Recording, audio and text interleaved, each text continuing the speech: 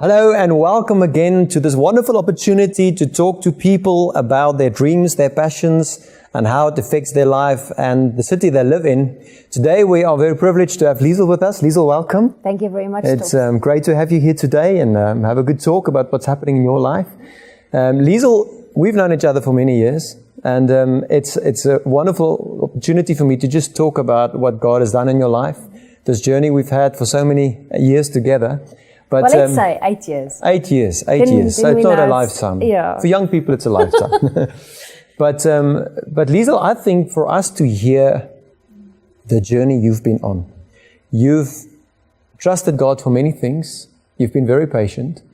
But maybe remind me and tell the story what happened just when what God was stirring in your heart happened for the first time. And then we'll go into the exciting detail after that. Sure. Well, about 8.5 years ago, I walked into Doxa Deo, into church, and suddenly I couldn't stop crying. And then God spoke to me for the first time and telling me all that I could hear Him in a voice, and telling me I must join the worship team. And I remember when I spoke to you the first time, I didn't even know what worship was, really. I was so arrogant, saying, I can sing, so here's my CD, I'm joining because God said so. And then 2 weeks later, He gave me a dream for a whole worship movement, which I didn't know anything about.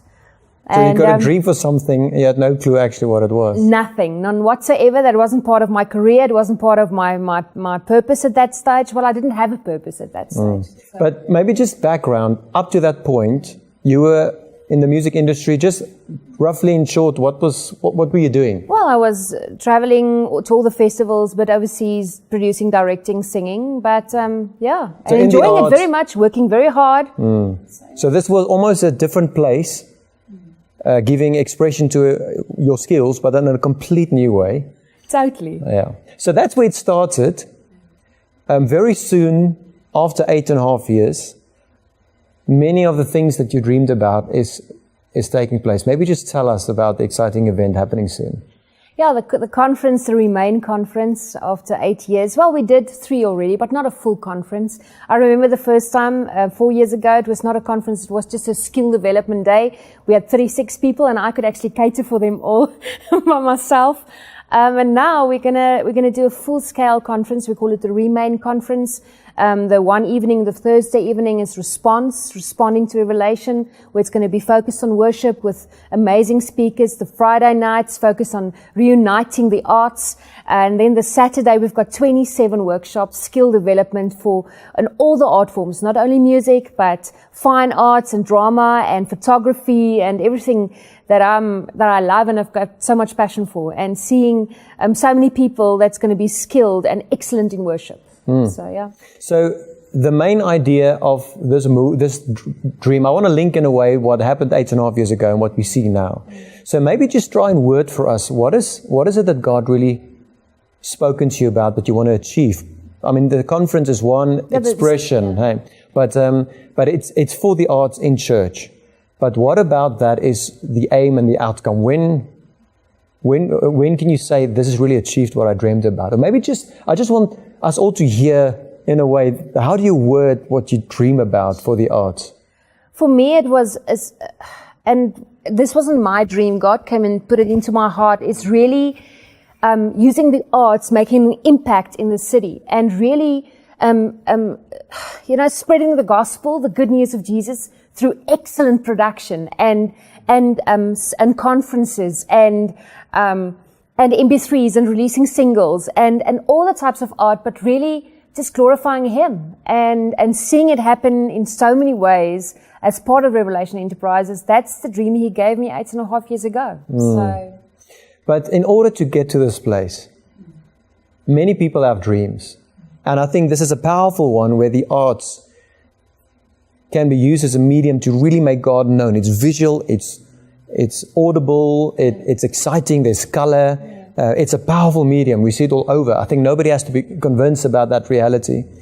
But to get to that place, I want to just hear from you, because many people have big dreams, and I think many people die with those dreams. You won't let go something that that you want to do. But tell me something about that journey. 8.5 years. I think many people stop long before they even reach a year or 2 years even. But you've been talking about this, dreaming about this, praying about it. Just tell us something. In order to have impact, what's that journey like been for you for this last few years? It's surrendering. It's giving up stuff that you hold on to, which is not your own to begin with. But what do you mean with that? Because sometimes you giving feel... up a career which you think, or your talents, where you think it's mine. It's not yours. It was not yours to begin with. It was created to glorify Him, to giving it up. Surrendering, a master's degree, a career, which wasn't God's plan for me in any case. Even though it was successful at the time. Hey? Yes, but it wasn't fulfilling. It wasn't full. It was actually empty for me because that was not the journey I was supposed to be on. And then obedience, perseverance, waiting, planning, and really hard work, and trusting God for doors to open, not trying to kick them open. Trusting Him for His timing, for His provision, for Him actually also for growing into the season, because I wasn't ready at all. Trusting Him that He will impart stuff that I still need to know before He will open the door, and standing and waiting, and when He releases and when He says, okay, then you go through that door. Yeah. I remember one of the early days when we took the chance and spoke about this to some of the leadership. The response wasn't necessarily, this is the answer of God for mankind, let's run with it. It was such a big concept. I remember well that it was scaring people. I think it scares me today still. It still scares me, but it's also a great thing, isn't it? Yeah. But in that moment, you almost feel rejected in that. How do you get through those? Because I think that is for many people almost a time where you lose hope. You've got a dream, you've got a plan. Initially, people are interested. And you pitch your idea, your song. People don't respond to it the way that you dream they should, because you see the full picture, they don't. And then many times people shut it down. How did you survive those moments? Well, I wasn't doing it for people. I knew what God said. And for me, it was difficult at that stage, but going to God and speak to Him about it, because He affirms you and He has given you the dream, and He will then, and trusting Him that the time the right time will come. And not trusting in people's opinions, but trusting Him. So it was difficult, yes it was. But going back to Him and talking to Him about it, that made it even better now for stuff starting to happen. So, And then I think the ideal was that the passion for the arts to make Christ known in a city where arts are experienced by so many people. People watch movies, they go to plays, they listen to music. The amount of songs people listen to per day in a city. That's just immeasurable perhaps. But then that started growing and more people get involved. Maybe give me a picture of the reality, the vision that you have. Say now we train and we get people involved and we stir some unity and some skills on how to equip people to tell the story of Christ through arts more. What do you envision to happen when a part or the full dream that you have, if ever that's possible, realizes? Well, I see content creation, excellent content creations in movies, short films, writing script, equipping songwriters to write better songs, worship leaders being equipped and inspired to really know how to lead their teams. Really good productions and theatre productions in big theatres, really making an impact. Big worship nights where people just can experience how wonderful God is and just connect with Him, and also dance is freely expressing. And even in our congregations where people understand what worship is, and then using the arts as a platform, and even in your Sunday services, just being free to express through all the different art forms. It's so sad how many people actually think the arts belong to the world. No, it doesn't. Somebody commented to me recently, we have to take back the arts that the devil stole. And then somebody said, but it never was possible for the devil to steal something that God owns. Who steals from God?